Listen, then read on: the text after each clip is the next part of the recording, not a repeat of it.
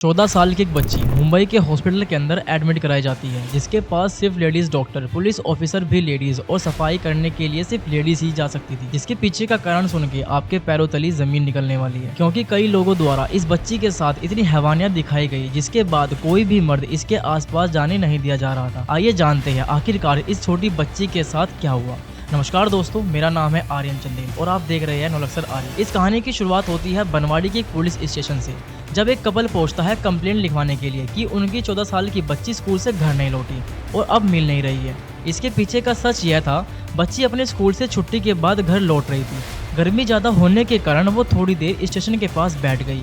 तभी एक auto driver ने उसे अकेला और थका हुआ देखकर बात करनी शुरू की, तो वो लड़की थोड़ा ट्रस्ट दिखाते हुए उससे बोल देती है कि मेरा घर थोड़ी ही दूरी पर है, और वो उसे भाप लेता है कि यह लड़की तो छोटी बच्ची है और दूसरी साइड मासूम भी है और घर से दूर भी है। इस चीज का फायदा उठाते हुए वह एक बार तो रेलवे स्टेशन से चला जाता है और 10 मिनट बाद अपना ऑटो लेकर वापस आता है और उस बच्ची को बोलता है कि मैं तुम्हें तुम्हारे घर छोड़ दूंगा। तो वो 14 साल की बच्ची है, वो ट्रस्ट कर लेती है ऑटो ड्राइवर पर और उस ऑटो में बैठ जाती है। उसे थका हुआ देखकर ऑटो ड्राइवर उसे पानी ऑफर करता है और वह झट से पानी की बोतल पकड़ती है और उस पानी को पी लेती है। जैसे ही वो दोनों ऑटो से उतरते हैं तो लड़की बेहोश हो जाती है। ऑटो ड्राइवर उस ऑटो में डालकर एक जंगल में ले जाता है और शहर से कहीं दूर इस जंगल में यह हैवान उसके साथ पहली बार बलात्कार करता है। 2-3 घंटे इसी जंगल में बीतते हैं और लड़की को कुछ समझ नहीं आ रही थी कि उसके साथ ऐसा कैसे हो रहा है। और मजे ही लेने के बाद ऑटो ड्राइवर ने अपने कुछ दोस्तों को कॉल किया और बच्ची को एक सुनसान पड़े मकान में ले गया।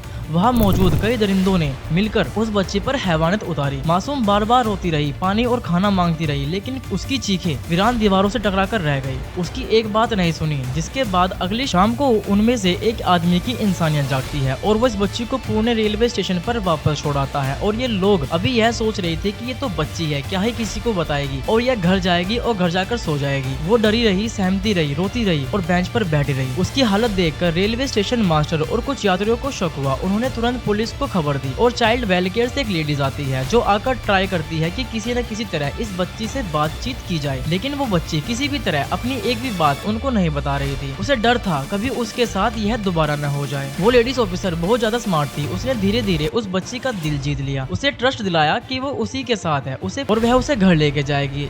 जिन्होंने भी उनके साथ कुछ किया है उन्हें सजा दिलाएगी। और यह चीजें पक्की होने के बाद वो बच्ची उस लेडीज को अपने सारी डिटेल में चीजें बता देती है कि कैसे वो स्कूल से घर जा रही थी। फिर ऑटो ड्राइवर ने उसे बिठाया और जंगल ले गया और वहाँ के बाद कई लोगों ने उसके साथ हैवानियत की। लोगों ने उसके साथ यह गंदा काम किया। और दूसरी साइड अभी भी बनवाड़ी पुलिस स्टेशन वाले ढूंढ रहे थे कि आखिरकार यह बच्ची गई तो गई कहाँ। चंडीगढ़ पुलिस स्टेशन ने बनवाड़ी पुलिस स्टेशन पर कॉल करके कंफर्म किया कि बच्ची उन्हीं के पास है और इस चीज की दाद देनी पड़ेगी उस लेडीज ऑफिसर की, जिन्होंने उस बच्ची की टिकट करवाई और उस बच्ची के लिए न महाराष्ट्र से बॉम्बे और बॉम्बे पहुंचते ही उसे हॉस्पिटल में एडमिट कराया गया, जहां पर सिर्फ लेडीज डॉक्टर, लेडीज ऑफिसर और सफाई कर्मचारी भी सिर्फ लेडीज ही अंदर उसके आसपास जा रहे थे। और दूसरी साइड बनवाड़ी पुलिस स्टेशन अपने पूरे जोरों शोरों से लगा हुआ था कि किसी तरह इन दरिंदों को ढूंढा जाए। और पुणे पुलिस मिलकर पूरे लगभग 100 से ज्यादा सीसीटीवी कैमरों की फुटेज कंगाल लेती है, जिसके बाद उन्हें वह ऑटो ड्राइवर की फुटेज मिल जाती है, जिसके बीच यह लड़की बैठी थी। तो उसे फुटेज से ऑटो का नंबर मिल जाता है, जिसके बाद हर एक पुलिस स्टेशन को वह नंबर दे दिया गया और कुछ घंटों में ही वो ऑटो ड्राइवर मिल गया और उसे रिमांड पर लिया गया। पिटाई होने के बाद यह ऑटो ड्राइवर उन कई लोगों के नाम बता देता है। क्या दोस्तों, आपको अभी भी लगता है कि जो इस बच्ची के साथ हुआ इसका इंसाफ उसे पूरा मिला या नहीं? कमेंट में करके जरूर बताना। और ऐसे ही बहुत सारी क्राइम से भरी स्टोरी देखने के लिए हमारे चैनल को सब्सक्राइब जरूर करें।